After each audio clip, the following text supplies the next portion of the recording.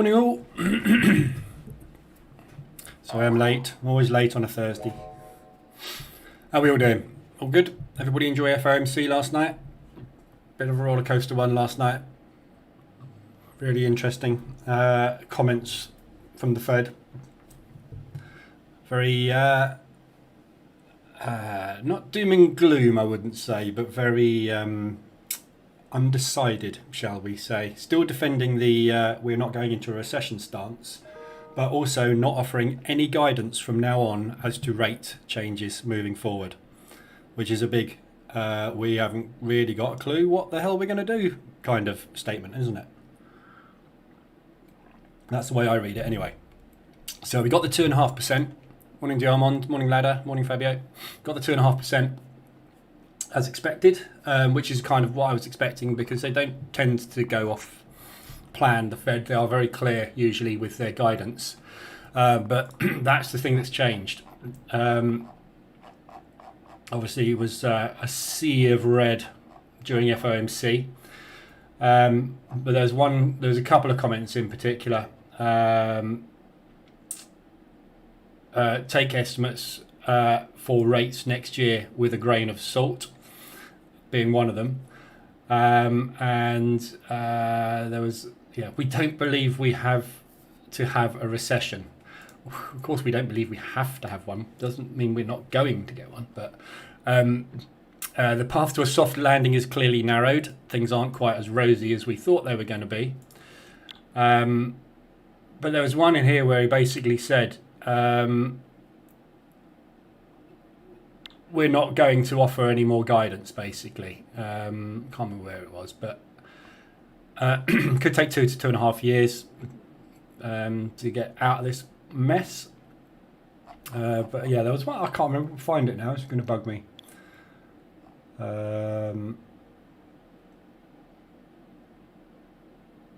Further surprises could be in store. I don't know where it was anyway. But it was basically just saying, it was all very much along the lines of we will deal with it as it unfolds, and we're really not sure. Morning Wall Street Capital Trading. So yeah, interesting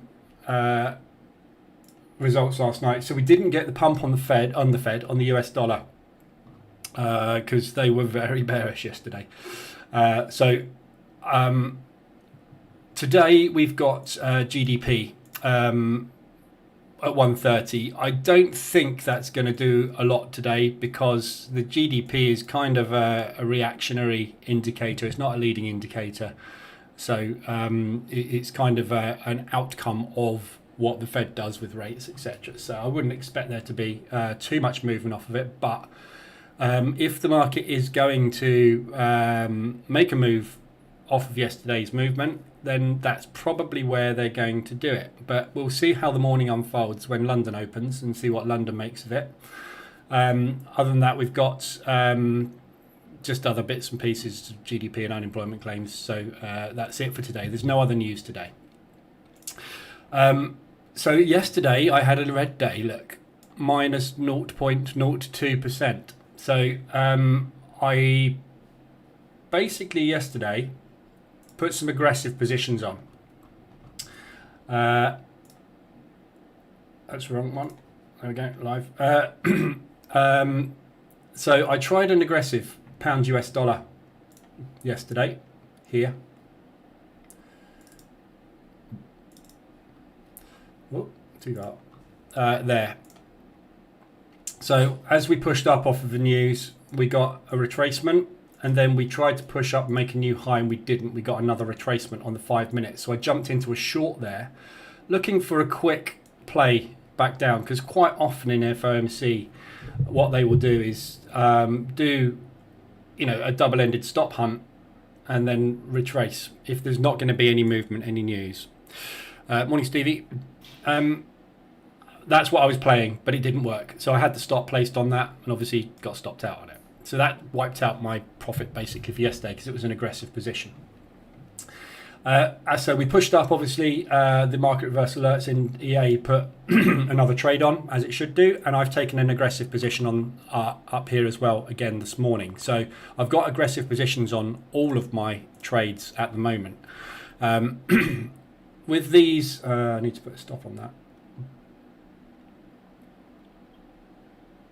I'm willing to take some loss on these on the chance that we're going to get a fade today, basically. So they're quite aggressive positions, and I'm not quite sure on the direction of the US dollar now after what they said yesterday. It was very, it was a lot more bearish than I was expecting it to be. I was expecting the rate to come out as expected, but I was hoping that the market would have factored in enough movement, and it seems that they got a bit worried last night because we didn't get any kind of pullback off the news. So one of two things is going to happen today. We're either going to get the return to origin and the market, and we're just going to reset ourselves after this, and they're going to try to take out everybody that's entered long, because a lot of people would have entered long off of this yesterday. A lot of people in the Asian session would have seen this and they've gone long. Everybody's stops are obviously sitting right there, so it makes sense to come and try and grab that liquidity. But that will depend on whether or not the market views what was said last night as a fundamental shift, and they are now a little bit more bearish on the US dollar. If they are, then obviously everything is going to push against the US dollar today. So one of two things is going to happen. Either I'm going to unravel everything and make a load of profit today, or we're going to get stopped out on the aggressive positions. So I've taken one aggressive there. I tried one yesterday, didn't work. Trade another one here. It's quite a big, it's around about 0.5% risk.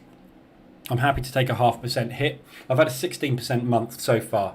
We've got 2 trading days left of the month, so I'm happy to take a couple of percent loss today trying aggressive positions, because we see these fades happen all the time. We see these fades happen off of news. We get the fundamental news spike, the market wakes up the next day and goes, actually, do you know what? That might have been a bit of an overreaction, and they return to origin. Or they return to origin, and this is just basically trying to get liquidity for them to come and steal and then run in the direction they're expecting to go. So what I'm looking for this morning is a drop in the markets. So I'm looking for the S&P, the NASDAQ, the Dow, everything to open weak, because that will give the US dollar a bit of breathing room and strength to try and do this reversal. So I've got the pound US dollar. Sorry, I'm just need to open my laptop, one sec.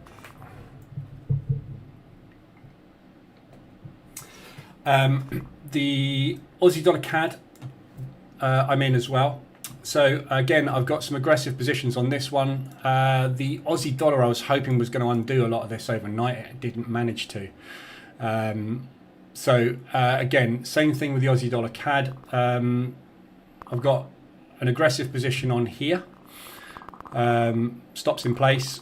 Again, happy to take 0.5% to 1% loss, trying to get the aggressive positions on. And if I can get down to here, I'm not going to obviously get out of these positions, but if we can get down to sort of return to origin on these, I'll take the aggressive positions off, see where I am, which will probably be around about 2% in drawdown, and then I will just basically do some DD control with that profit. And US dollar CAD. US dollar CAD, same thing. I've got, the EA's going to take another position there. Where are we? 23. We're 58. No, wait.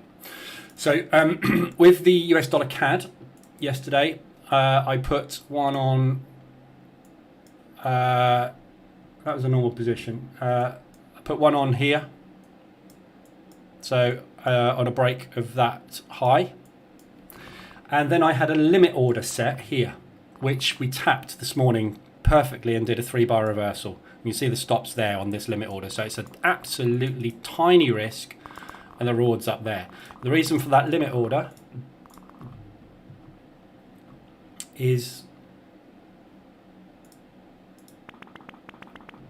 I was looking for them to stop hunt this level here, basically. So I had a limit order set in case they did a deep stop hunt, which they did, which was I think it was 240. Yeah, it's a quarter of an ADR, 29 pips it was roughly from the from where I thought the stop hunt was going to go. So I did a quarter of ADR. I got that position on, and it's gone. So we'll see what happens with these this morning. But like I say, if I take a loss on them, I take a loss on them. And we'll have to deal with the drawdown. So it's really tricky with the US dollar. Unexpected result on that. I was expecting some strength off of it, and we got some weakness, but we didn't get a massive amount of weakness. There was no, these aren't ADR hits, were they?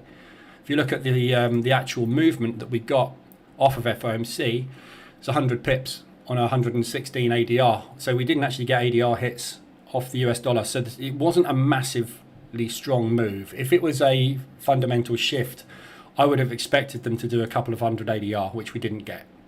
So I get the feeling we may see some strength coming through, but we'll see. We'll rely on London. Markets opened, and as you can hear, there is no volume this morning. It's flat as a pancake.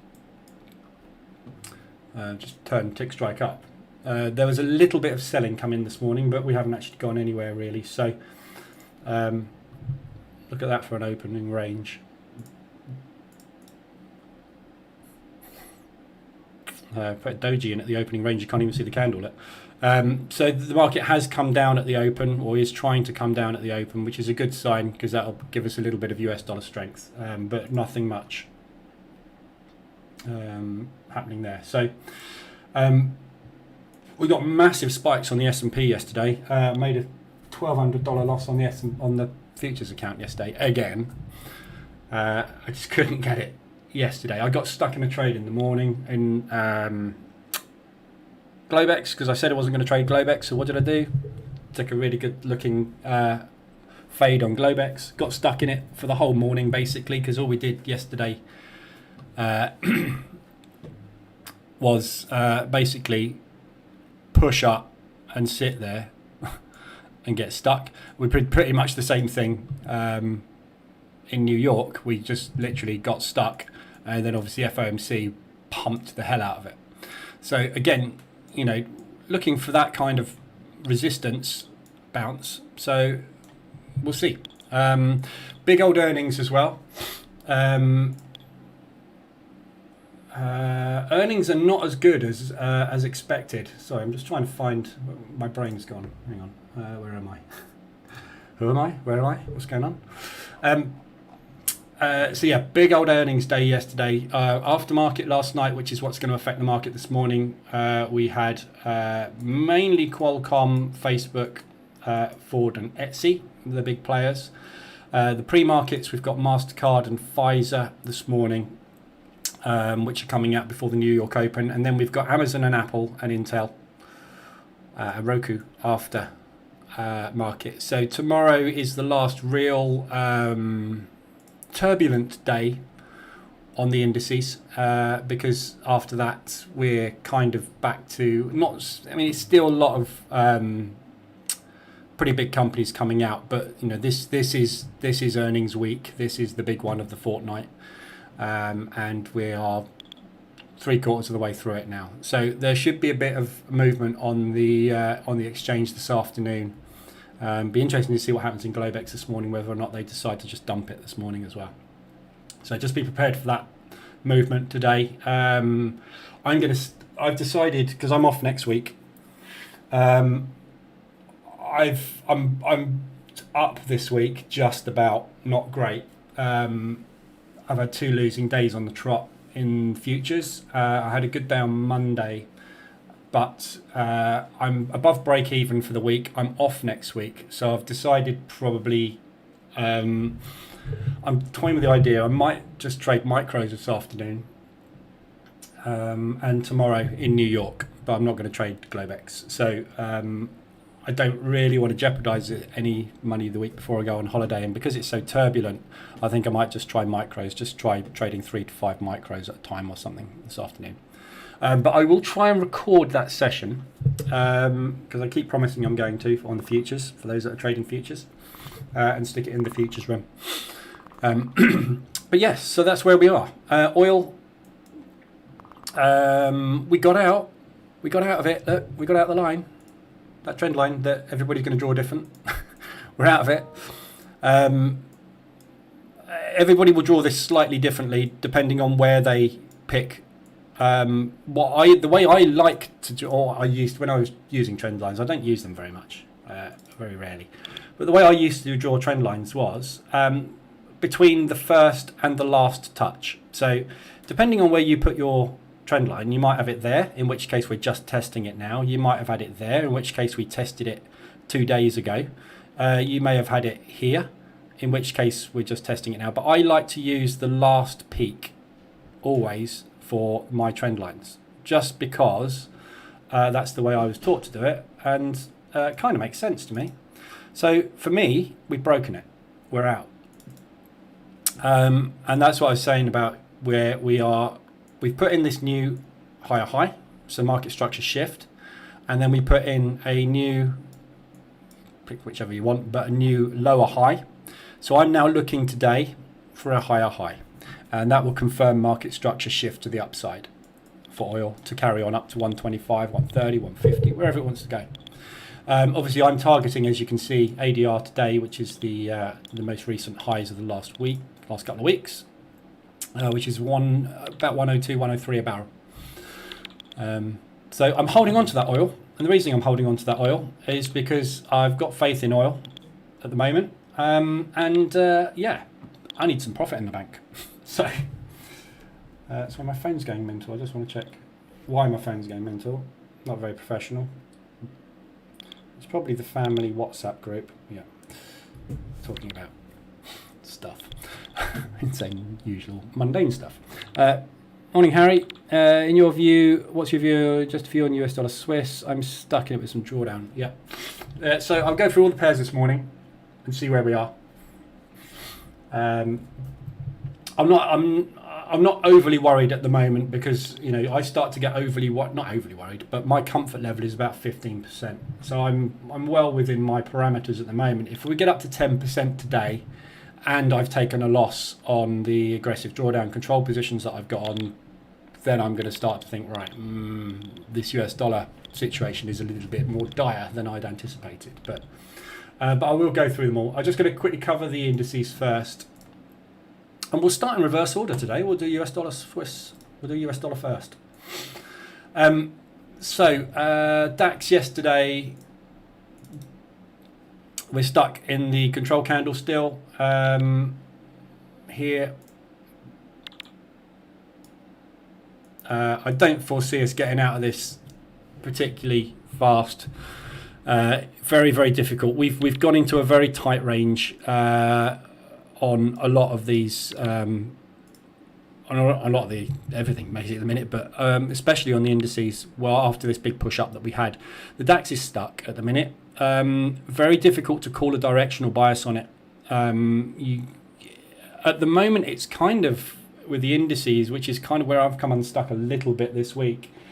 They're very much scalping fast breakouts, I think, at the moment, and just getting in and out with like 8 ticks. Morning, Neo. Just because it's very range bound. We're getting a lot of rotations around volume clusters at the minute.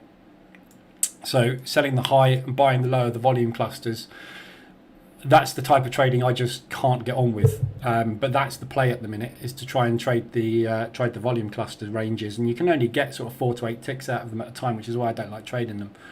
Or playing breakouts of highs and lows, and breakouts of highs and lows are happening very infrequently because it's rotating ranges all the time. So it's tough at the moment with the indices, and there's no real directional bias, so it's hard to know where to get in and when to get in with them. But at the moment we are very, very tight ranged on everything. So DAX, your guess is as good as mine really on this one. It's going to be earnings related. We'd need to look at the earnings, which I can't be bothered to do, to be honest. So I'm just going to go with the flow of wherever the market wants to go, following Delta and just following market structure basically when I can see it. If I can't see it, I'm not trading it. I'm going to be very strict with myself. NASDAQ, massive day yesterday. We double topped on the NASDAQ pretty much. So yeah, nice double top there on the NAS. Whether or not that's going to continue, why can't I select that? Hello. Whether that's going to continue today will depend on the earnings and how much of that is tech stock. We've got big tech stock coming out tomorrow as well, don't forget. So from a tech perspective, obviously, we've got Meta that came out after market. We've got Qualcomm. We've had no tech this morning, but obviously tomorrow we've got Apple and Intel, who are the biggies. So we've got some big tech stocks coming out, so there will be more movement in this. We're getting a little bit of divergence. It's less divergent yesterday, actually. It was good yesterday. They all got back into sync a little bit more. So new higher highs, but we are teetering up at the 72 across the board. So, you know, looking at the bear market, assuming we are continuing this bear market, and after what the Fed said yesterday, I can't see any reason why we won't be. This is where we will be looking for next leg to start. Yeah, so we are, after this week is over, this week I think the next 2 days we could see some good bullish movement, or we could just see some range bound.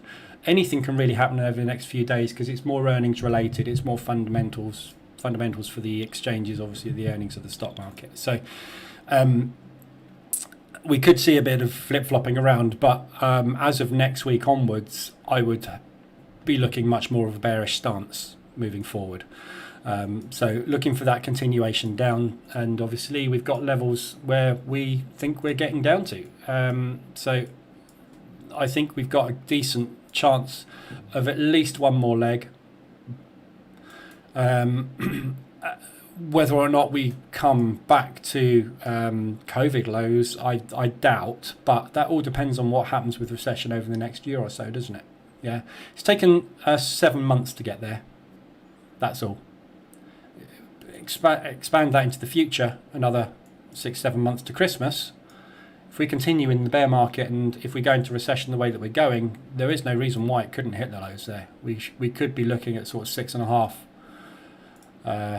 for Nasdaq, which would be a catastrophic wipe, you know, of the market. 3/4 of the value gone. But you know, the market, we're in a big problem at the minute. We've got 2 levels coming up on the S&P, sort of around there, where we tapped into already. So we've got another leg down. We should get another leg down to that high, but this is obviously where everyone's calling 34. So plenty of room to the downside. But for the next couple of days, it's going to be tricky. So I'm going to trade light on the indices and see where we go. Oil, obviously we had a good update yesterday. Looking for a ADR today. Looking for some follow through. If we don't get it and we flip flop around, But I'm looking for these highs to be challenged as the next move. There's just nothing happening this morning. Look, we're just rotating the volume cluster at the moment. It's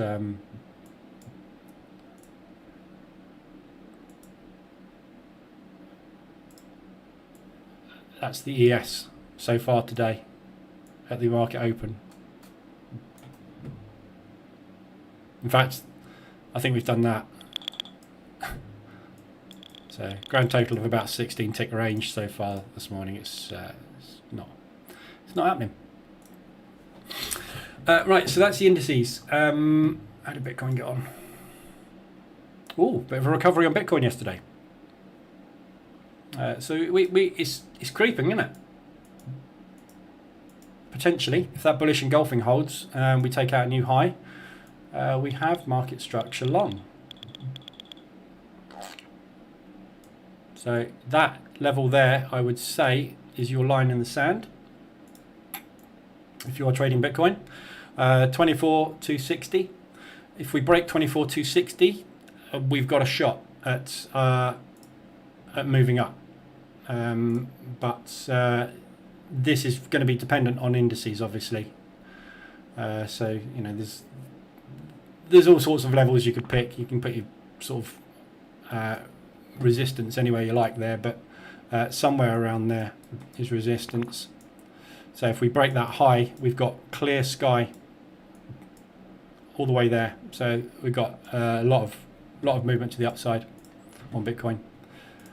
But if the indices drop in the next week and Bitcoin hasn't made it above those highs, I think we're probably off the same way as everything else, down. Right, so let's have a look at US. So US dollar yen, I really like as a long at the moment. I liked it more yesterday than I do today, but I still like it long. This level here has been a very good support resistance level. We've kind of chopped around this level many times. We've tried to crack it, and the market is just not letting it through. We're just back down to it again, and it's this magical 135. And this, if you remember, if you've been in here for a while in the live room, you remember this is the level that Kuroda called as being his comfort level. So when Kuroda didn't increase the rates on the yen, he said we are keeping a close eye on the FX rates. 135 is a level where we would not be uncomfortable with. So what did we do? We moved to 135, of course, because that's the level the market was told to go to. And we hovered and we decided on what to do there. And we did a little bit of price discovery. We got out of those highs, and now we're back here again. So we're at this point again where we should have a decision from the yen as to what the hell they're going to do. Kuroda's really woolly at the minute. But this is exactly where I was hoping we were going to get down to. Between the 24 and the 72 is where I'm interested. We're just getting extended on the 4 hour. This is exactly where I wanted to take a long from. Except yesterday the Fed destroyed potentially the US dollar's hopes of any strength. So I'm torn at the minute. I've got 2 US dollar longs on, so my exposure is already there on the US dollar. I can't put any more US dollar on at the minute. But if you haven't got exposure on the US dollar, and you can take some on, or you're happy to take on a little bit extra, I like this a lot. The yen is still weak. Normally on a weak US dollar you would see the yen taking advantage, so that hasn't really happened. This drop is based off of the US dollar movement. Why the market's pushing this morning? Stop it. Don't want that. I want it to go down this morning. So yeah, I really like the US dollar yen here. It's nicely extended. We should get a good push off of it. You just got to be a little bit wary now of what's happened, of potentially another leg down. We've got this level of support resistance down here as well. It's kind of there somewhere. So this zone here, somewhere around there, when you'll be down to the 72. So we're looking at something like a 3 ADR move potentially, if it was to drop below 135. So it's a little risky, but I still like it because the yen is still weak. There's nothing happening on it at the minute. What's that? 380? Yes, it's about 3 ADR roughly. So that'd be your worst case scenario. So if you were going to get into this long and take a position on it, I'd recommend getting in 1 ADR apart. No more than 4 positions in there. And then you're going to wait for that bounce to come. So I like it a lot where it is. US dollar Swiss. So Harry, I presume you're long on this. Otherwise you wouldn't be in drawdown, obviously. Be a profit. Yeah, I mean, that's where I called the short up there. I didn't take it because I couldn't, but we're coming down to a nice level of support again on this. The Swiss franc has had a little bit of strength. We've had a couple of days recently where the Swissies made a little bit of advance. Then we had one day where it really moved. It went over an ADR. So that's what's caused this additional move down, and obviously yesterday didn't help, but we've got lots of tails to the downside now on the 4 hour, and we need to basically break back above these highs. So depending on where you are with drawdown, this is where I would look to do aggressive drawdown control. If we get down to here, I would be looking potentially for a liquidity run on that level. But if not, some kind of bounce around that area. Depends whether or not there's any liquidity down there for them to go for, which would be 125 ADR today. So if we get a hit to the downside on this, I mean, hopefully that doesn't happen, but that's where I'd start to get in aggressive down the bottom there. Morning, Trevor.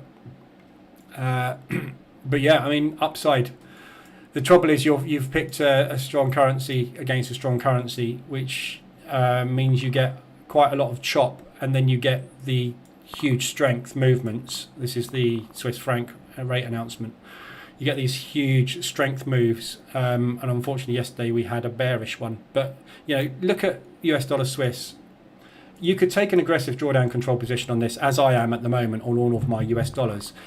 Purely, it's not necessarily I'm thinking strength in the US dollar long term or anything. I'm thinking literally overreaction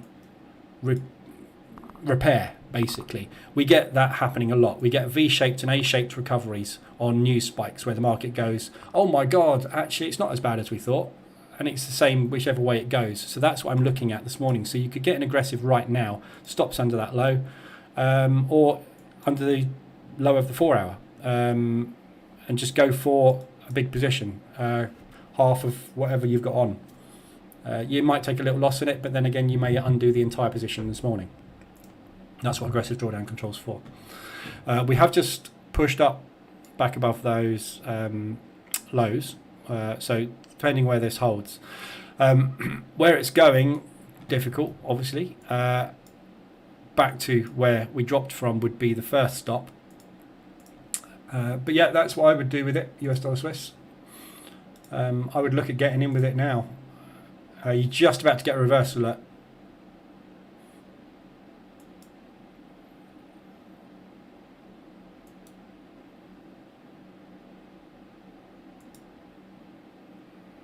this is US dollar strength as opposed to Swiss franc. So US dollar's doing well this morning. So I think we've got a very good chance of getting that V-shaped recovery in today. Hence me having the aggressive positions on with that assumption. It works or it doesn't. Yeah, every trade you take's got a 50-50 shot, isn't it? So it's just that when these V-shaped recoveries are, a lot. That one didn't happen, but it does return to origin a lot after a strong move. People get left behind here. Banks get left behind here. Banks have got the power to get themselves back to where they want to be, and that's basically, how they unravel. So yeah, I like that long US dollar Swiss.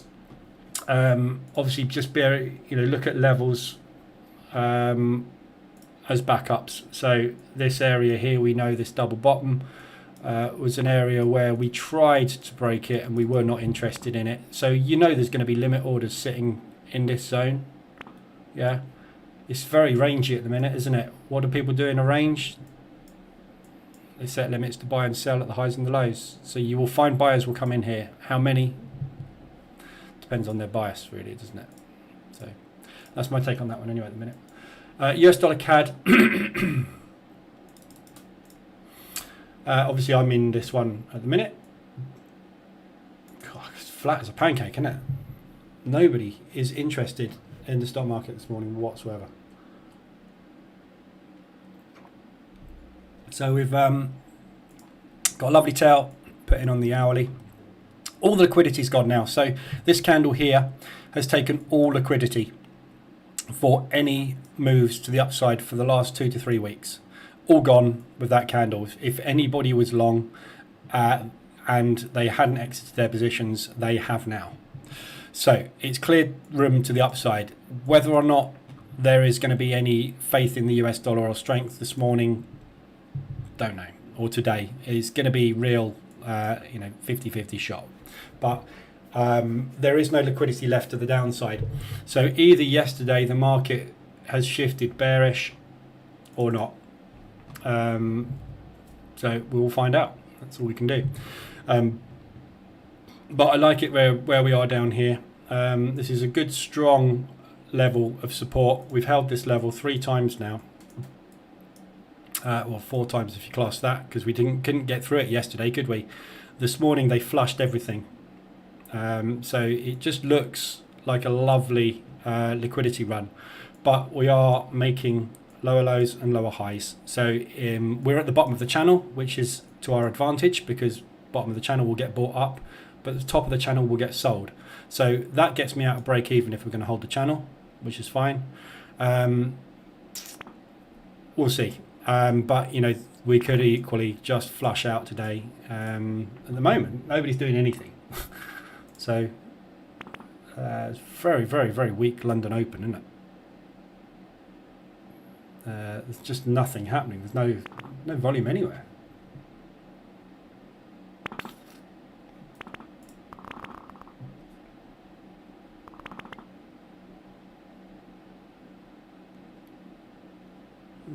The volume's there, but it's not. It's pretty normal volume, I would say, for the Open. Actually, no, it's a little bit down, isn't it? But just not going anywhere. Algorithms, I reckon, this morning. So yeah, so it's US dollar CAD. Still like it as a long. I like it less now as a long though after yesterday. So my stance on the US dollar is still bullish, but it's kind of waning a little bit. I think I'm kind of like that now on the US dollar after yesterday. It was just too bearish for me yesterday. There was too much indecision, and the market doesn't like indecision. It breeds fear, and there was a lot of "we're not sures" in there yesterday, which doesn't bolster confidence, does it? And I don't think they want to bolster confidence at the moment. Housing permits came out yesterday as well. What was it yesterday? I can't remember which one it was yesterday. Pendings. Pendings came out not just worse than expected, massively worse than expected. So there's 2 main housing announcements that you get. Actually, well, there's 3 really. There's new home sales, which were down. There's pending home sales, and there's building permits.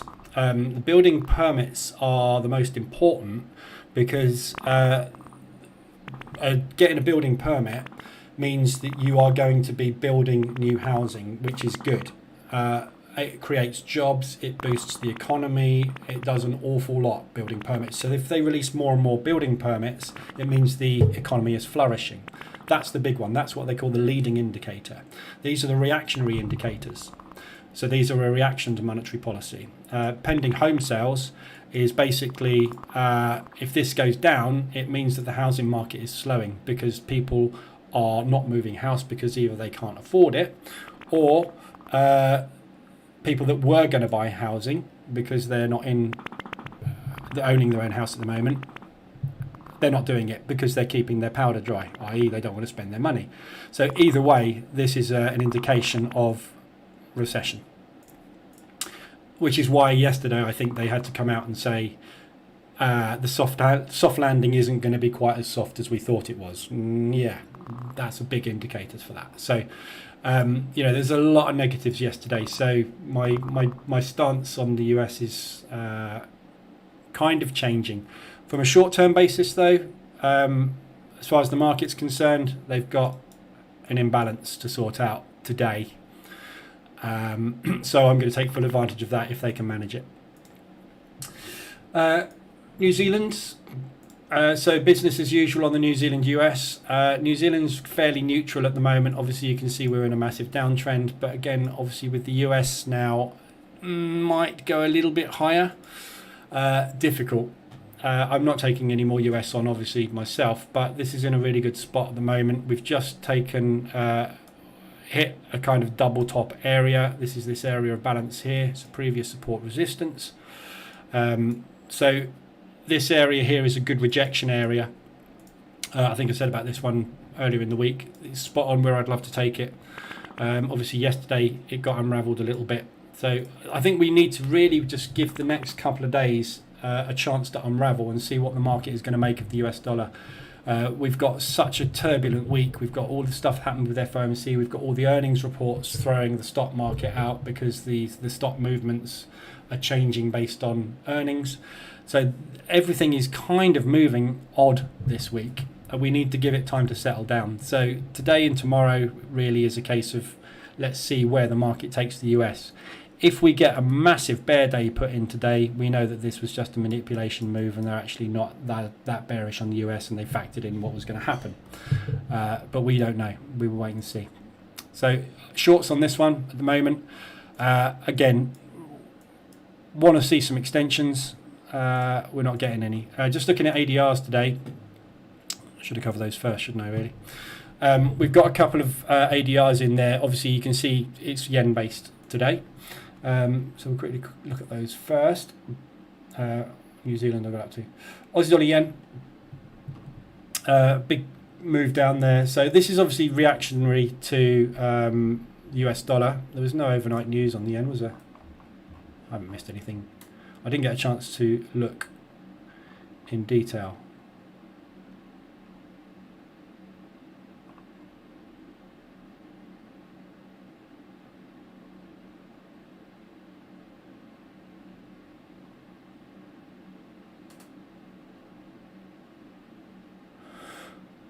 Foreign bond investments down.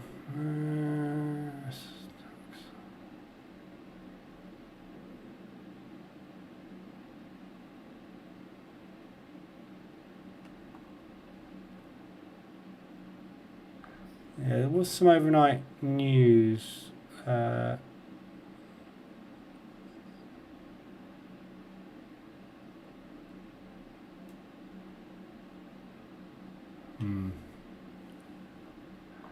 Nothing. I don't think there's anything particularly interesting there. So, big moves down. Obviously, you've M5, which is where we normally trade ADR reversals. You're not going to get one because of the strength of this move. So, that's really the entry there on the break of that high, or you could have taken the break of that high on this one. So right now, if you want to take that ADR reversal on the Swiss yen, now is the time to get in. Aussie dollar yen. You had a reverse alert straight off of 100 ADR. Swiss yen, those highs. New Zealand yen, straight off of ADR again, and US dollar yen. My friend, the US dollar yen hit 125. So again, you're not going to get a reverse alert on M5 because it's just too big a drop. So it's just reaction off of the yen to the FOMC news, obviously, because we go straight from US into Asia, and obviously they then follow on that FOMC move. They didn't move the US dollar, obviously. It's mainly the yen and the Australasian pairs, the Aussie and the New Zealand that get moved. So, so there's loads of ADR potentials there. This is just that knee-jerk reaction. So again, we need to see if this is a knee-jerk reaction or whether this is something fundamental. But I would say that's knee-jerk to me. Looks knee-jerk. I think we're going to pull back off of those, but you've missed most of them. Weekly range on the euro pound. So big strong move down on euro pound. Again, I don't like the euro still, and I don't like the pound. So there's no real directional bias on it. It's 59 ADR. It's a tiny little ADR. So. Very, very, very extended, but I can't see any reason for the pound to weaken more, and I can't see any reason for the euro to strengthen. So very difficult to pick along on this, but it is very, very, very extended. It's extended on the weekly, it's extended on the 4 hourly. So yeah, it's a week against a week, but it's a tiny ADR. So do you really want to tie up some euro and some pound in the pair that moves the least out of all of them? Probably not, but it is extended. So there is an opportunity there for that one on the weekly. If today we double bottom, which we're doing right now, it's that double bottom there is worth a reversal entry long. Best thing would be if they take out yesterday's low, because we're extended on the weekly, we're extended on the 4 hourly, we're extended on the hourly. I haven't looked at the hourly, but we will be extended on the hourly.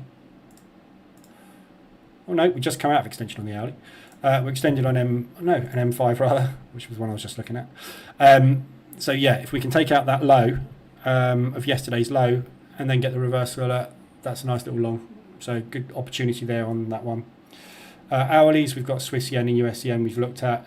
We've got a few to look at there. Euro, pound, which we've just looked at. Pound CAD on the 4 hour. So pound CAD, this is a nice short. Now the interesting thing is the Canadian dollar weakened off of that US dollar news yesterday. Obviously the US and Canada are big trade partners. So what happens in the US tends to knock on to Canada and affect them first. So we had a little bit of weakness in the CAD, and the other thing we've got at the moment is the oil price has been dropping, which is now recovering, which obviously also affects the CAD. So the pound I'm short on. So this is really where I would be looking for some kind of movement and some kind of entry on the pound CAD. We've got extended on the 4 hour, so this is a really nice looking entry. I've got this problem with this hedge. I haven't managed to get out this stupid hedge that I got myself into on the CAD. So it's difficult for me to take this one at the minute, but I really, really like the double top on the 4 hour there. Exactly at this previous support resistance area. So this 156, 260 level is exactly where we've had multiple reactions in the past. You can see we've tapped this now 1, 2, 3, 4, 5 times. We're not getting through there. So we've just had a reversal alert. No, we haven't. We're just about to get a reversal alert on that this morning.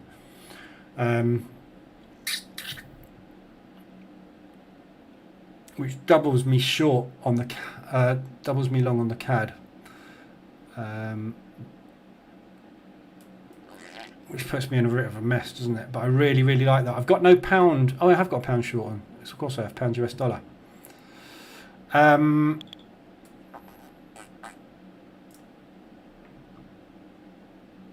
really like that as a short. If we break up above that level,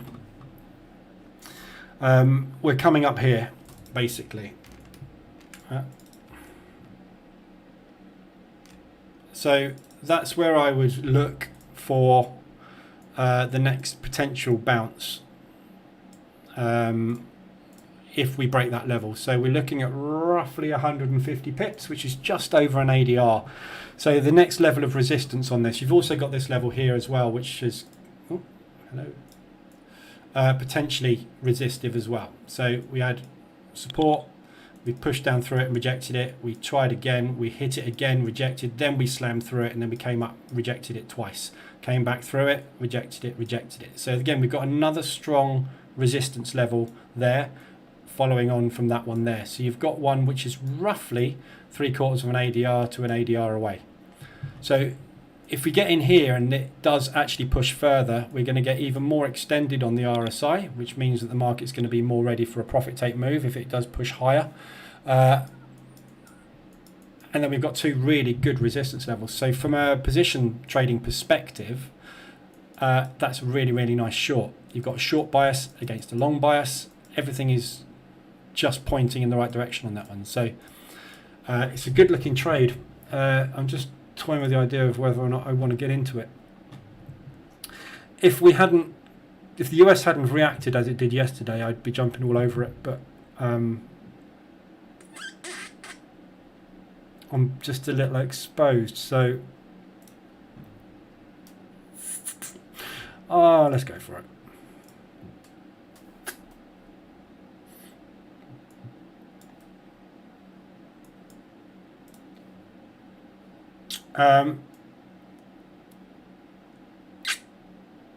So pound CAD, what are we up to? 7 and 8.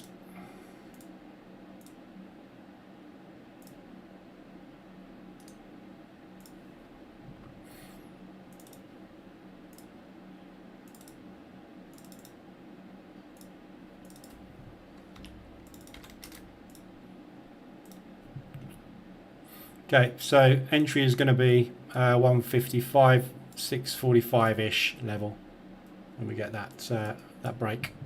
Or if it pushes up and takes out the highs, the entry will obviously be higher. So I'll let the EA decide on that one. So yeah, like that short pound CAD. I've been waiting for this to get to this level to get a push back up for ages, and obviously it got it with the CAD move in line with FOMC. So I really like that one as a short, and I could do with some more pound exposure on, because the pound is not strong at the minute. So yeah, like the look of that. The other 4 hours we've got are the pound US, which I'm on obviously, and now we are we just got extended because we pushed up. Lovely wicks on this one. So obviously off of FOMC we stalled, then we put in a new lower high, then we put in a double top, and we've just put in a lower high again. So if we can get this one closing here, or even better, closing a little bearish, that's very strong rejection. A lot of people will be seeing that and jumping onto shorts up there. So looking really for a move back down to this level initially. The magic break-even line, which acts as support half the time. And we're well within an ADR. So if we can get a decent push down to there, I'm going to get some exposure off. Because it's the last day of the trading month tomorrow for me. So for everybody, isn't it? Where are we? 28th, 29th, 30, 31, yeah. So yeah, it's the last day of the month tomorrow. The other one we've got is the US dollar Swiss, which is what we've just looked at. That's extended on the 4 hour, just coming out of extension now. Just we're curling up. So there's a lot of wicks on all these US dollars at the moment. It's whether or not the market has got any strength today. Whether we need to wait until New York and see what they do with the stock market, which will obviously affect which way the US goes today. So, excuse me, that's all your 4 hours. Hourlies we've looked at, they're just yens. So I'll quickly whiz through the rest of the US, the FX pairs. So New Zealand US like as a short, New Zealand dollar yen like as a long.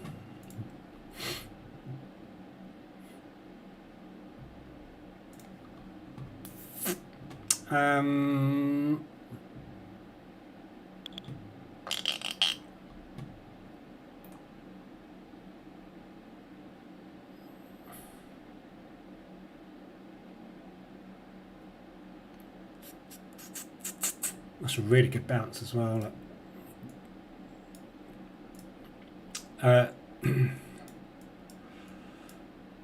It's a very, very good support resistance area we've tapped into there, and we're pulling away from. Just a little bit late on it. It was Asia. Just missed the reversal alert on it. Up to you on that, really. We haven't had the hourly yet. Obviously, if you take the hourly, you're getting in a bit later, looking for a move to 100 ADR, 2 ADR up. Yeah, but really, really like that as a long. Just a little bit late. I don't like getting in late. I don't want to chase it. But if you want to get in on that, you've got plenty of room back up to the highs. So this level here is held very, very nicely. Where we've tapped into is a very good support resistance level. So this whole zone here is a rejection zone, and we're back at the 24. We are not able to make new highs, but we're not making new lows. So as soon as we make a new high there, the market will pull back and rally on it, and we'll go, I think. So that looks really good. New Zealand dollar yen for a long. It's just too late for me. If it wasn't so exposed, I wouldn't worry, but too much. But I don't want to get into it. But if you like it, get in. I like it. New Zealand dollar Swiss. Looking for shorts on New Zealand dollar Swiss. I've taken loads of shorts on this over the last couple of weeks. I got out of my last one because, as I said, the thing's going nowhere. Yeah. So we went absolutely nowhere since I got into it. Took all these shorts, made loads of lovely money on it. And then I thought, right, we're down at the lows again. We're not going anywhere. We've been stuck sideways for ages. I'm getting out. I'm done. And what did it do? Push back down. So I sit in this thing for 2 weeks, waiting for it to break down. As soon as I get out and go, right, I've had enough of you, it breaks down. Thankfully, it's broken back up, which makes me feel better. But still like it as a short on Swiss franc strength. But the Swiss franc, obviously the strength we were expecting to come off of the euro strength. The euro hasn't strengthened off of their rate increase. It seems to me the last few rate increases, the market has been very unimpressed. And they're not happy with anything but a bigger than forecast rate increase. So we seem to be factoring in at the moment the fact that the governments and the banks are not actually doing anything proactive against inflation. It's reactionary. Nobody's being proactive. Apart from the Swiss franc, they were like, yep, we're going 0.7, and yeah, we were telling you we were going to do nothing. And then obviously you saw what happened to the Swiss franc. It went absolutely crazy. So they're the only people that have reacted ahead of the game. Everybody else is not, and the market is unimpressed. So I get the feeling we're going to get a lot more of this. So you're going to get a lot less RSI extensions coming up, which we've seen, haven't we, over the last few weeks. The amount of times we've had extensions on here is, you know, anything above 80s and 85s, which is where we are normally jumping in and milking it. We're not seeing them, are we, at the moment? So we have to focus on trend direction and range highs and lows as well. And RSI is playing a little bit less of an important role for me at the moment. But if we get an RSI extension out the top of the range, you have to assume it's going to be a false breakout. That's what we're seeing the vast majority of the time. This is a prime example of it. So where we are at the moment, New Zealand dollar Swiss, bang in the middle of the range, not where I'm interested in taking a trade. New Zealand dollar CAD, similar sort of thing. Looking for shorts on this one. I've got too much CAD on. I've just put some more CAD on. So not for me, but like it's short based on Canadian dollar strength at the moment, though the last couple of weeks we haven't had it because oil's been coming down. We've had no wonderful news coming out of the CAD, so there's just been no catalyst to move. But when it does move, we should see a move to the downside. No reason why the New Zealand dollar would power up against the CAD. Pound US short, sitting up here waiting for the US dollar. Pound New Zealand, same sort of thing. I'm going to get interested as we start approaching this level here, and I'm going to be interested. Well, I'm not interested down here. I'm only interested in shorts. So I'm interested if we get up to there. So if you like it now, it's actually not in a bad spot. If you look where we are for the last 3 weeks, yeah, we're putting in lower highs constantly. That's a lower high. If we're going to continue, and there's no reason why we shouldn't, this is where you want to be getting in right now. So dropping down to lower time frame, M15, M5, M15. What the hell?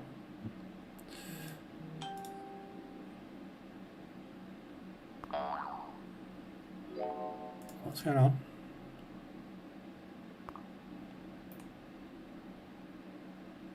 Thank you. I was thinking, what? That doesn't look right. Yeah, so M15, weird chart issue there. We got the reversal alert late last night. Well, first thing in Asia, basically.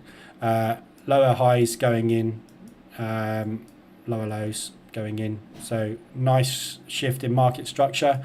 Spot on right now for entry, I think. If you want to take that, Pound New Zealand looks lovely for a short right now. New lower high gone in with a reversal alert.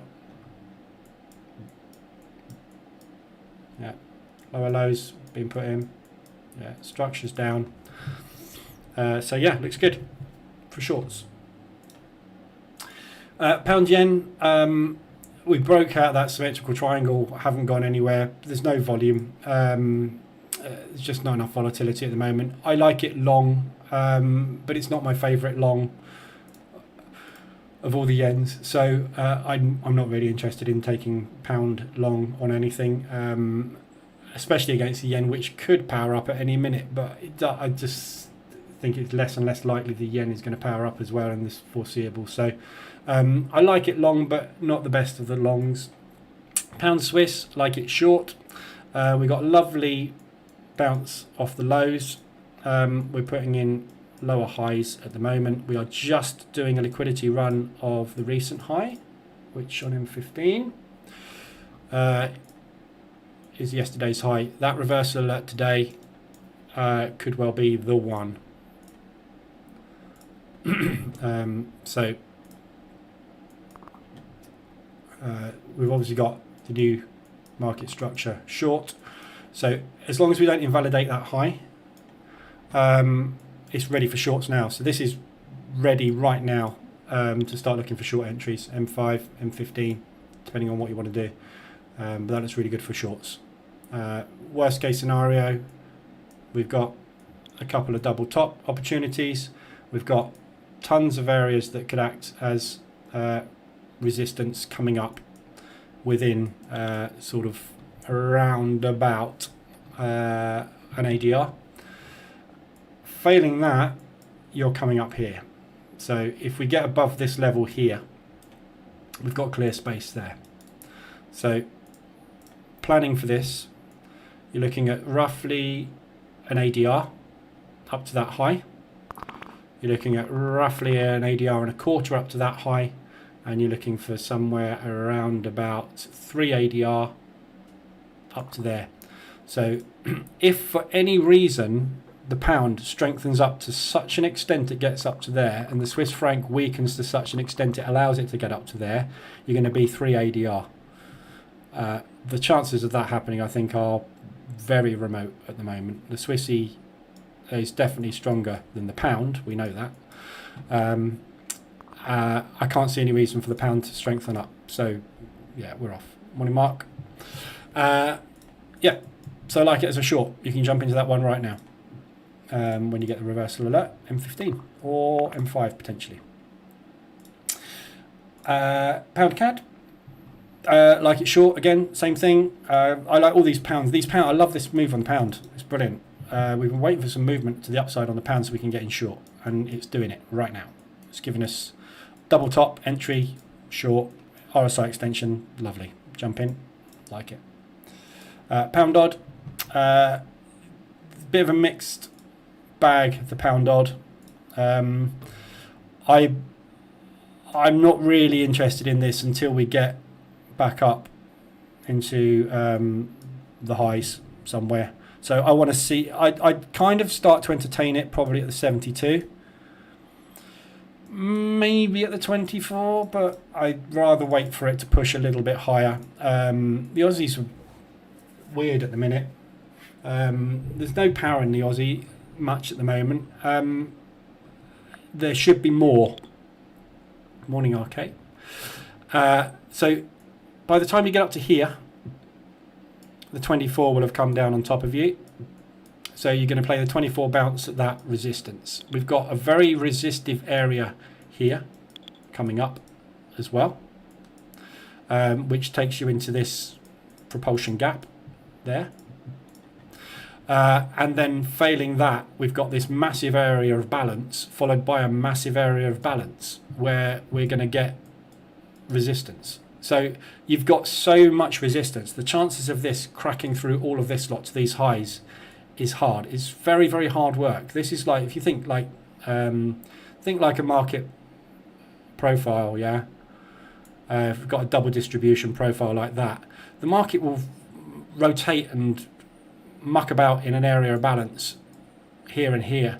When it gets out of that area of balance, price discovery, it flies very fast through there. What we've got here is 2 areas of balance, 2 market profile bulges. Yeah, so this thing's got to try and slam through all of that. And we know for a fact in this one, the sellers won, and in this one, the sellers won. So we're running into people that are selling hard. So the chances of it getting any higher are very remote. So if we can get up to here and up to the 24, if we got an ADR hit, for example, this morning or sometime today, that's a beautiful entry. So yeah, just really, really like it as a short. at the moment. So it's one that you could, if you've got the EA, you can stick the EA on maybe on M15 and just wait for us to push out above these highs. When we push out above these highs, obviously this support rectangle will jump up and you'll get an entry when the market decides to flush. I really like that as a short. Just doesn't fit me at the moment. Just doesn't fit my portfolio. Got some negative moves starting to happen on the indexes.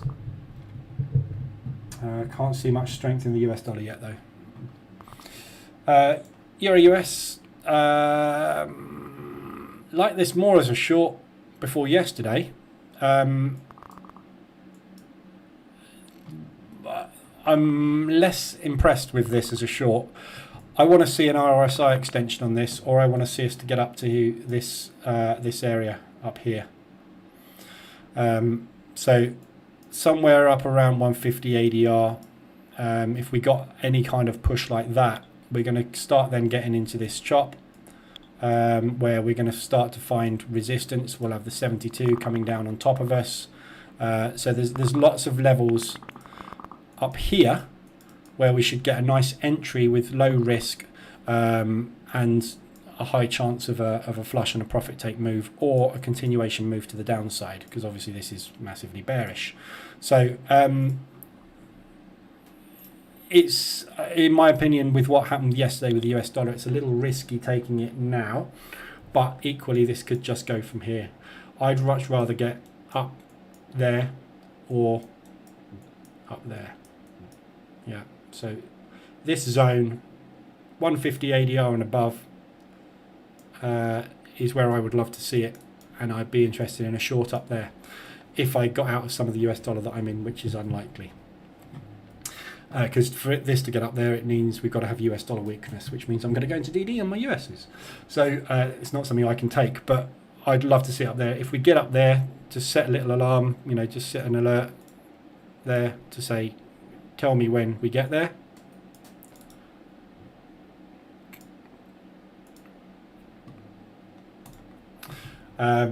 Which I've just done. Euro New Zealand. So Euro New Zealand, again, short, but it's very scrappy at the minute, price action on it. This isn't where we want to be selling it. We want to be selling it up higher. So not really anything I'm interested in getting involved in at the moment. We are coming down and we're sort of triple bottoming down here. So we might well get a bounce. I want it to be a bit higher before I'd be interested in shorts on that one at the moment. Euro yen, I'm not really interested in longing. You can see how weak the euro is. The yen is weak. The euro's not even managing to get anywhere. Same as the pound yen. It's just not the one to take. Whoa. Euro pound, don't like it. Just wrong ADR. It's just not. Just don't like it. It's weakest against the weakest at the minute. Euro Swiss. So Euro Swissy should continue its merry way to the downside. Swiss franc should strengthen up.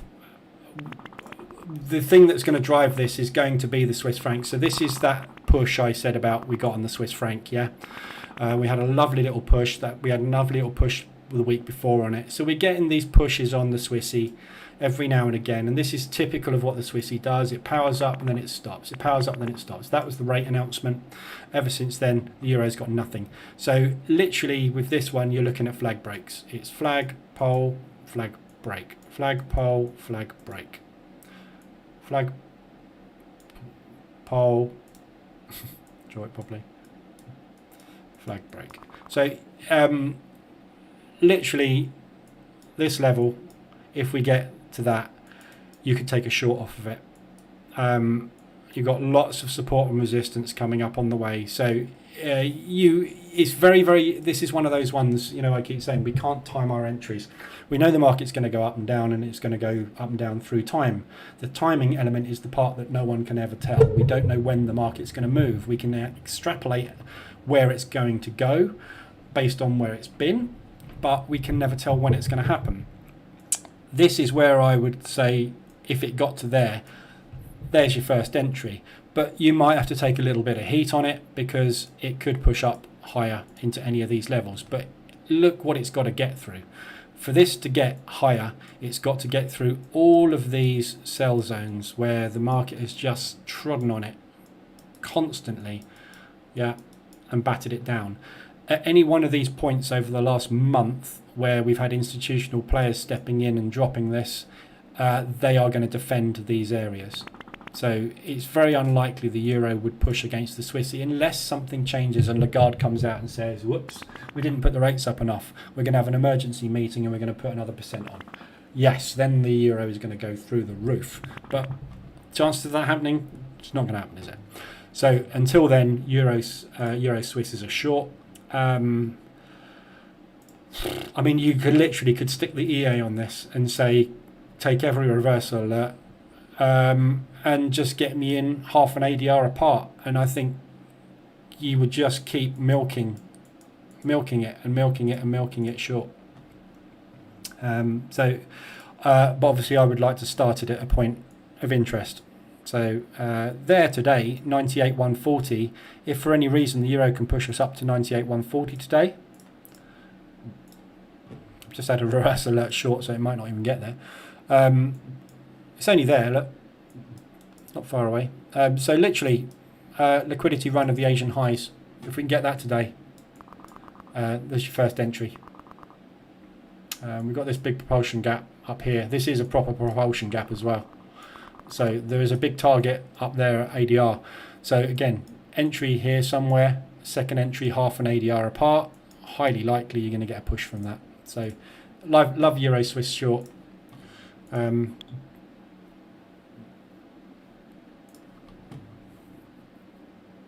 going to set an alert on that myself, actually.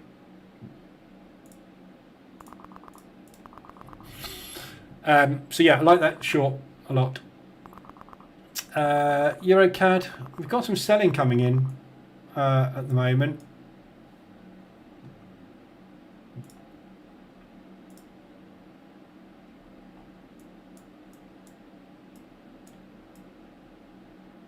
Not going anywhere, but we got, we're just hovering at the minute on the indices.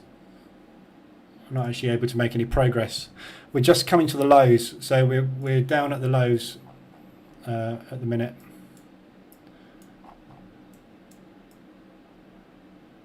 You can see us here. We're just testing the lows, so we might get that drop, which means we may get that pop on the US. I still can't see any movement on the US. Blimey, US. Oh no, hang on. There we go. There's a little flush coming.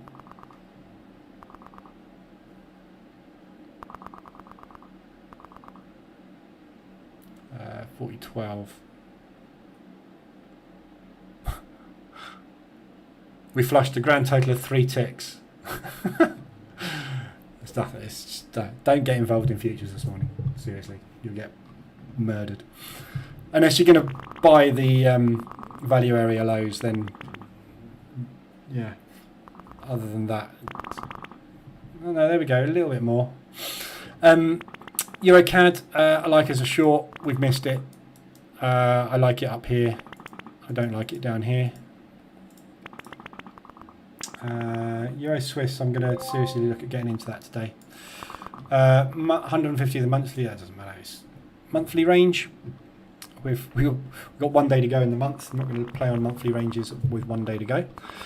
Euro odd, like as a short. Again, we're down at the lows. Need a pullback to start looking at opportunities on that one. Swiss yen is one that I like as a long. It's just not where I want it to be.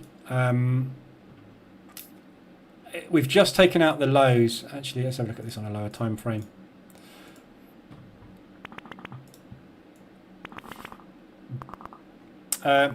Difficult to pick a spot on it. It's a bit uneven, but we got this push out of the highs. Had a little accumulation there. Obviously, you can see tons of tails came in. It was a long.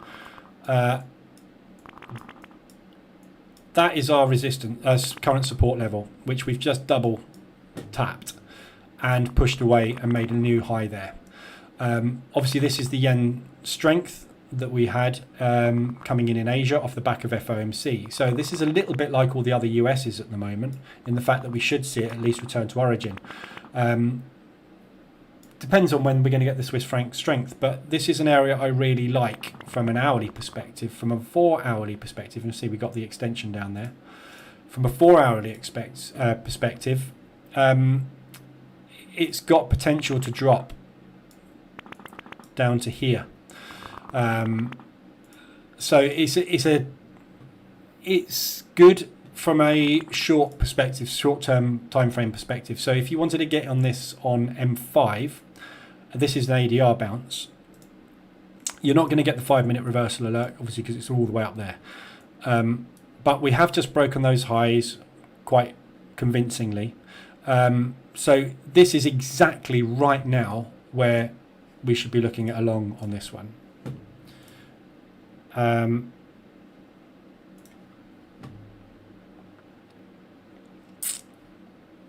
Not going to get a reverse alert on it, am I?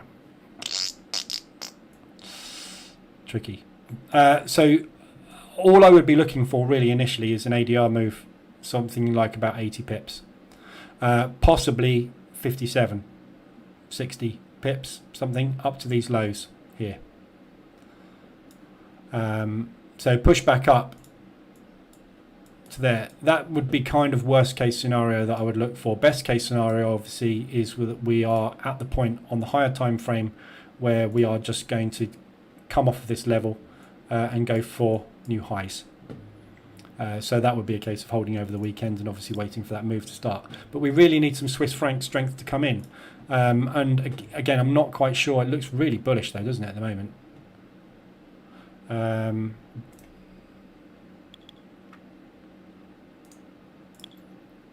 I quite fancy going on this, to be honest. I'm going to stick the EA on in case it drops. I can't remember what number we got up to. I'm going to start at 20.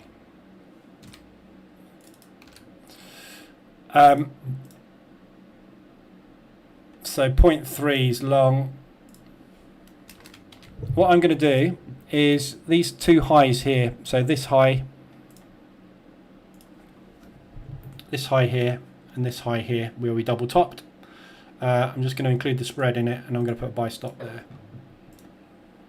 So I'm looking for a confirmation break. So we rejected these highs there. So I want it to confirm that it wants to break those highs. We've not got that's about the spread on it. So yeah, I'm just giving the spread a little bit of room, and I'll get gathered in on that for a move up.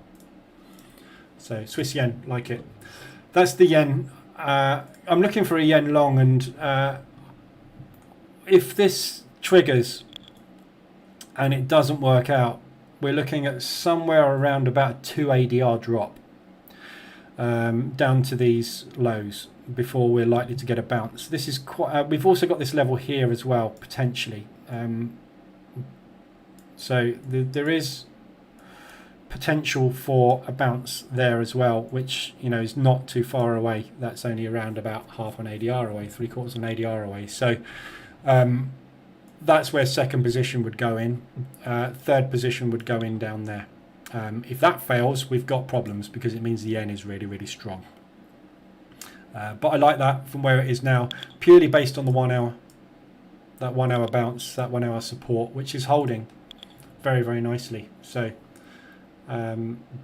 let's see if we can get along off that. CAD yen, again, I like this as a long. You see, this is one I was longing for ages, but we couldn't get any momentum off of the CAD, and we still have got that same problem. We haven't got any momentum off the CAD. So if you like this as a long, the CAD is a long bias, so is the Swiss franc. Both of these are good positions to get into, so you could also take a CAD yen long. I like it as a long. And again, highs really as targets. and see where we go with it. But like that as a long.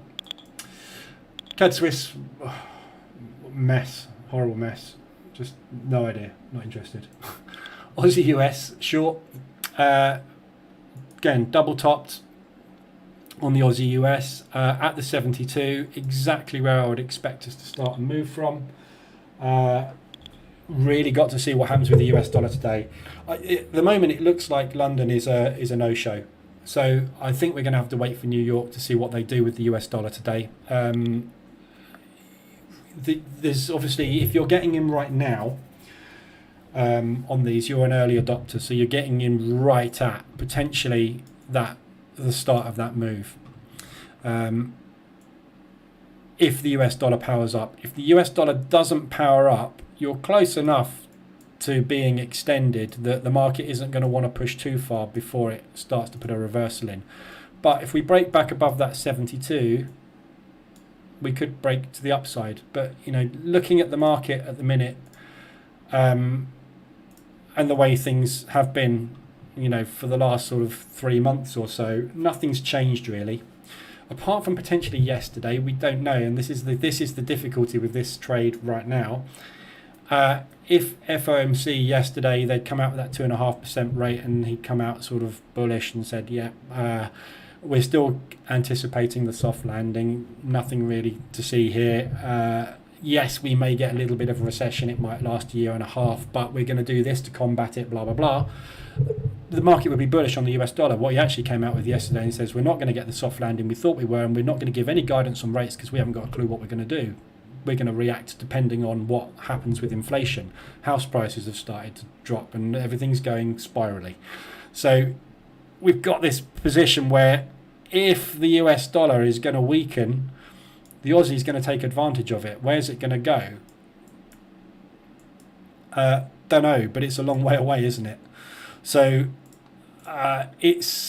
everything's a little bit risky with the US dollar, which is why I'm thinking, you know, if you can give it today and tomorrow, we'll probably have an indication. If the US dollar comes down and we get some signs of strength on it, I think we're okay.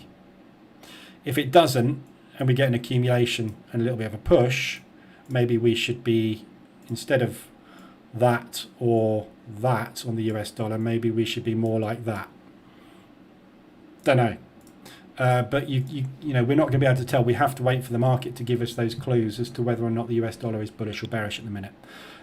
Right now, I'm obviously bullish on it because I'm in positions long. Nothing I can do about those because I'm in those positions. So I've just got to work them.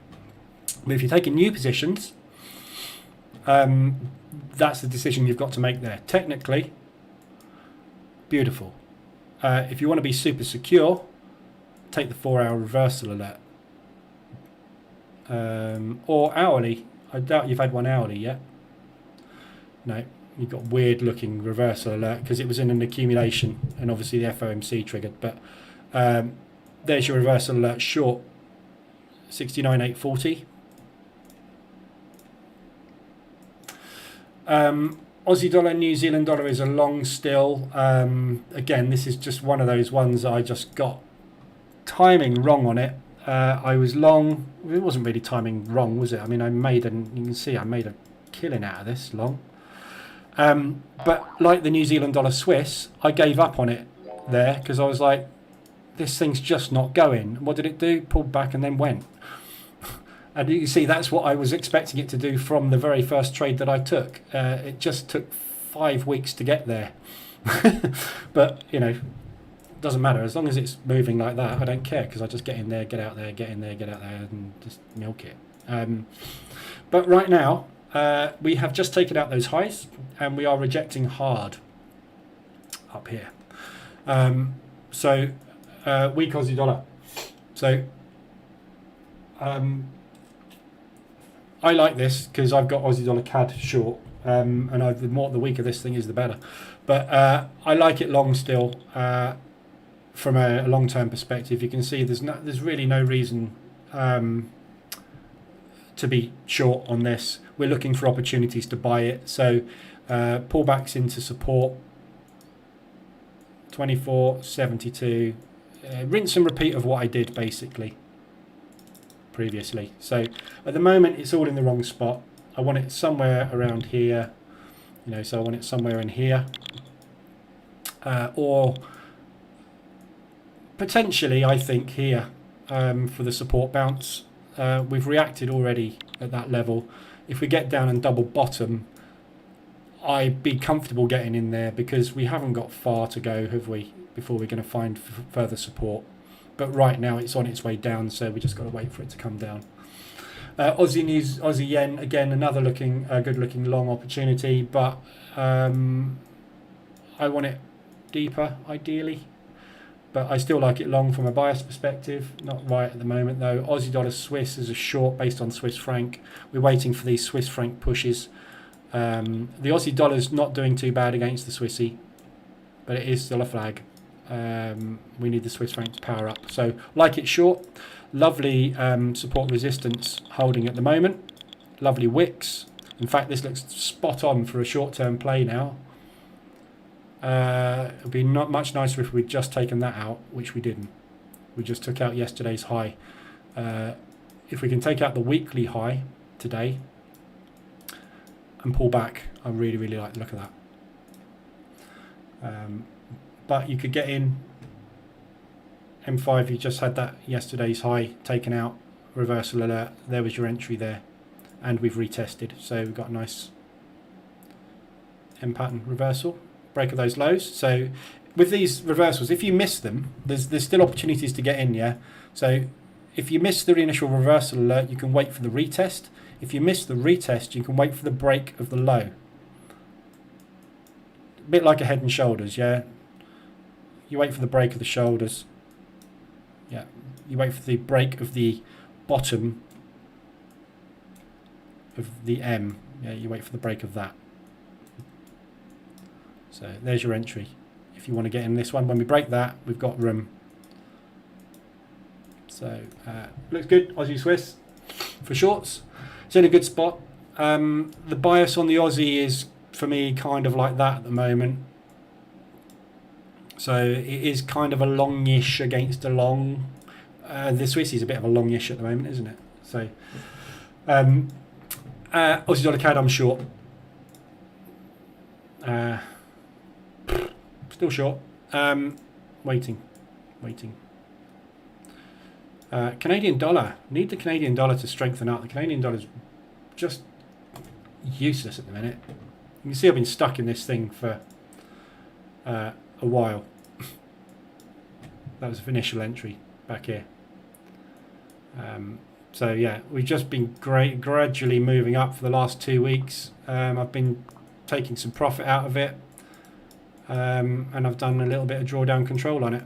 And that was the FOMC move, which hopefully is going to be end of the buy cycle, that liquidity run. All the liquidity, you see the liquidity here.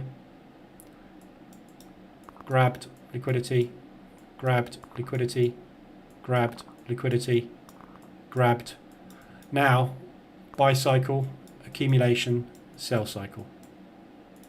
So now if we can start the sell cycle, it'd be lovely, but we need Canadian dollar strength. We've got no news catalyst coming up on the CAD. Oh yes, we have. We've got GDP, but we've only got GDP, which isn't particularly exciting. We've got the Aussie dollar rate announcement next week. Be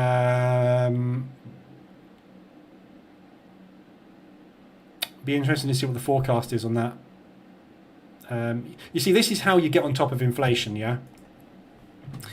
You don't muck about like all these other countries are doing. Oh, we'll pop it up by a quarter, we'll pop it up by a half. 3 rate announcements later, we're 1.25% up. Bang. We're off. We're getting on top of this. 3 months, they've gone up by 1.25%.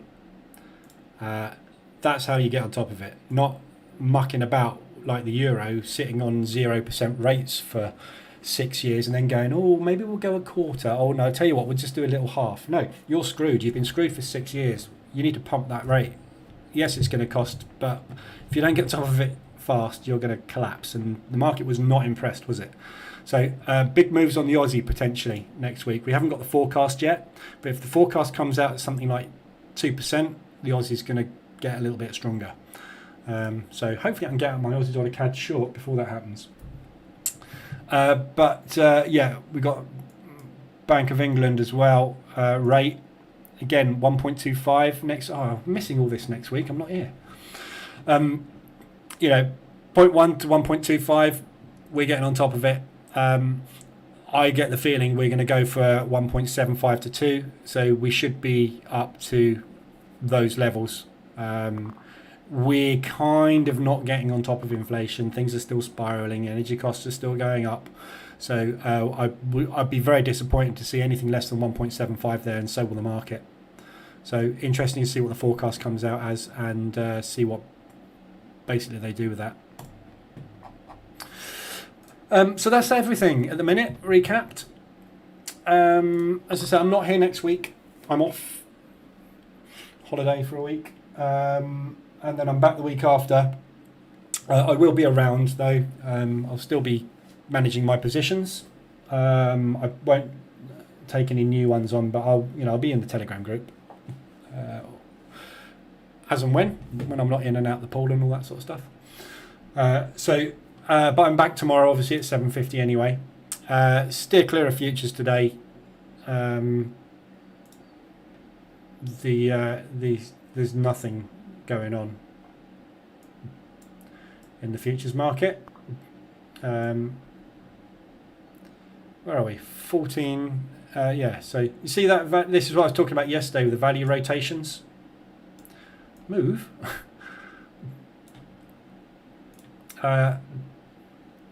There's your value area low and your value area high. When we're playing this sort of game, longs outside of value area back into value area are really good trades.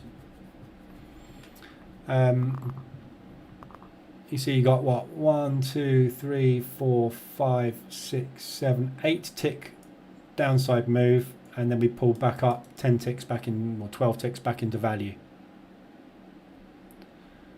So if we get back down to these lows again and we get a breakout, you'll find the breakout probably won't go much more than 4 to 8 ticks. That's the buy back up into value. Or you buy the value area low and rotate back inside. But you know, these are the sorts of trades I just do not like taking. I find them very counterintuitive personally. I'd much rather see this thing collapse today and give the US dollar some strength, which it's struggling at the minute a little bit.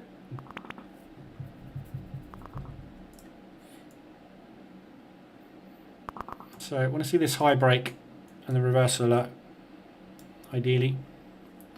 Get some movement to the upside. Everything's flagging. It's just as you can see, the tick strike's been quiet as you like this morning. The London session is dead. It seems to me that the Aussie is the thing that's moving at the moment. London's just taken out pound US dollar highs. So we'll see if all the short players from Asia, have just been taken out. Let's see if we can get some sellers coming in this morning, some buyers in US dollar. Aussie dollar's my best thing at the minute, apart from oil. So yeah, that's it. Anybody got anything else they want to discuss or look at in any detail?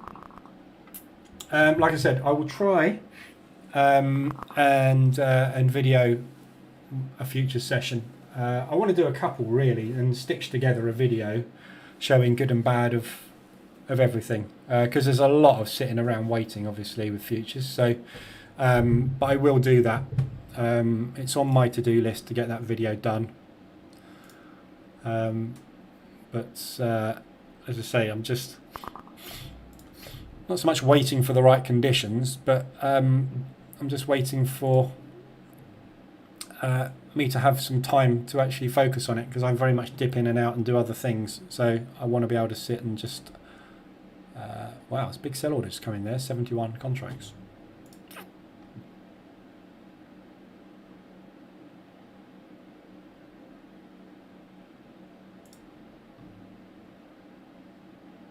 definitely bearish today. But that's all we've done since the open. Yeah, just meh. But what I want this, I want this to just completely flush today, because that will really give the US dollar an opportunity to bounce and get that reversal done. But we'll see what happens.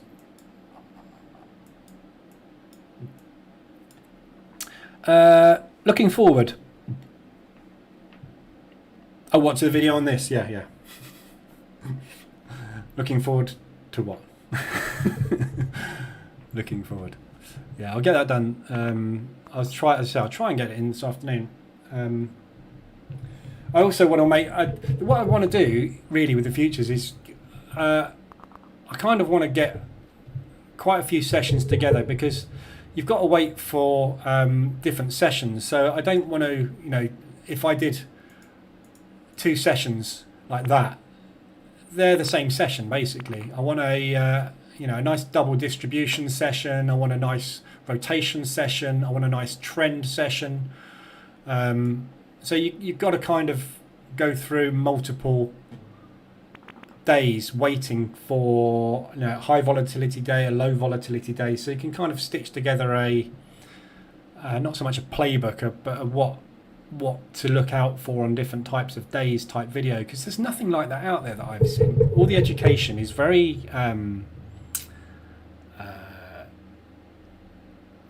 kind of theory based, which is great because you need the theory, but the way you actually get your education in futures is sitting in here watching this thing, watching what happens when you get that. Normally you get that. It's just a case of watching and seeing, repeating over and over again. What happens when we get down to the value area and we tap into it like that? And it's just seeing these things over and over again. And there's no video out there that shows that sort of thing, and that's kind of what I want to put together for me as much as everybody else, because I want to be able to go back and look at that. Because if you get that sort of video and you can make it sort of 3/4 of an hour to an hour long, if you watch that once a week, it just re-cements that you need to be patient and wait. The problem with futures is you have this urge to be in the market all the time, rather than sitting there waiting for that break with that short order on, and then it never happening. And it's like, right, well, I should be long then, shouldn't I? And what you end up doing is going long, and it moves up 4 or 5 ticks, then comes back down, moves up 4 or 5 ticks, and you end up sitting through that for an hour, and then it breaks, and you get stopped out on that long you took. But the only reason you took that long was because your short didn't trigger and you're impatient. And this is why Globex is just not good for learning. You need to learn in New York. If there's one thing I would go back and tell myself when I started futures trading: don't trade Globex. And the reason you trade Globex is because you'll have a couple of Globex sessions, you'll milk it and you'll go, wow, that was easy. But they are 2 out of 10, those ones. The rest of them are pains in the backside. Whereas New York never lets you down. New York's always a flyer. But these sorts of things, I'm not going to do anything on Globex in any video, because it's just not worth it. You can see, like, look at New York yesterday. I mean, this was FOMC, but New York yesterday, Globex, New York, Globex, New York. Then you get the odd Globex where we get some decent movement. New York, though, look, it's just 90% of your day. There's the open in Globex there on that day. So what it actually did on that day, if we expand that out, what it actually did on that day was a really weak, choppy, horrible open, and then it went blah, blah, and then you had one run up. So there was your trade opportunity that day. That's it. There was one. The rest of the time, unless you are buying the high and the lower, the volume profile, which is incredibly difficult to actually trade and make money out of, you had one opportunity on that one day. The rest of the days in Globex, you had no opportunities unless you were doing those rotations.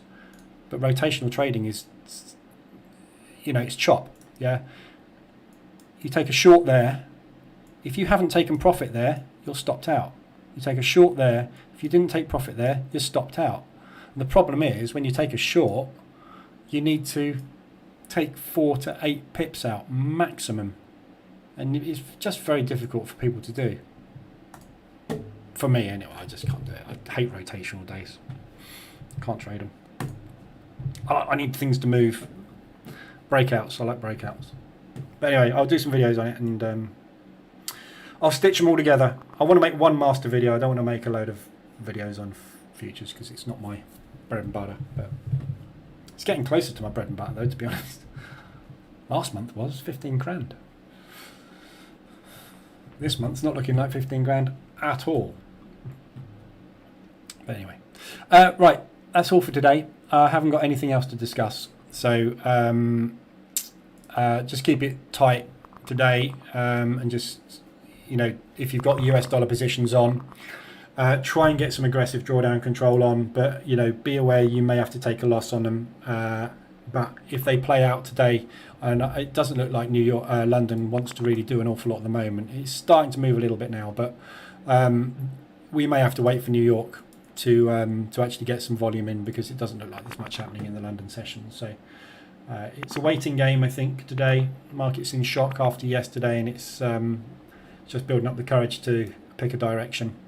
But I like the fade. I really like the fade on this move, because it wasn't strong enough off of FOMC to be a fundamental shift. I think it was more of a liquidity run move. So I really like the fade on all of these big moves we had yesterday. But we'll see. Fingers firmly crossed. Okay, so I'll leave it there, guys. Anything you need, come in the Telegram group. I will be in there all day. I'll be back tomorrow morning, 7:50. I'll be updating in the Telegram group anything that I do, obviously with what I've got on. Yeah, don't hold your breath, because if it ain't moving, I can't do anything. So hopefully you have a good day. And I'll be back tomorrow morning, 7:50, and I will see you then.